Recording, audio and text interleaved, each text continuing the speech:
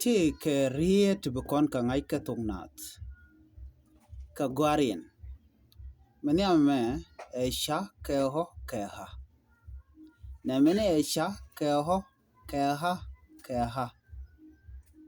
mania me chwa le shwa me chwa le shwa shwa me chwa le shwa me chwa le shwa me ja kon kodi mania me na me ero na meni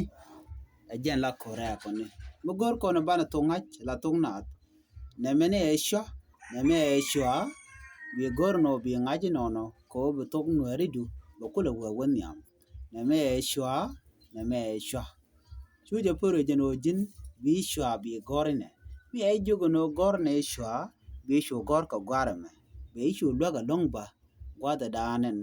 woni je ko dere tok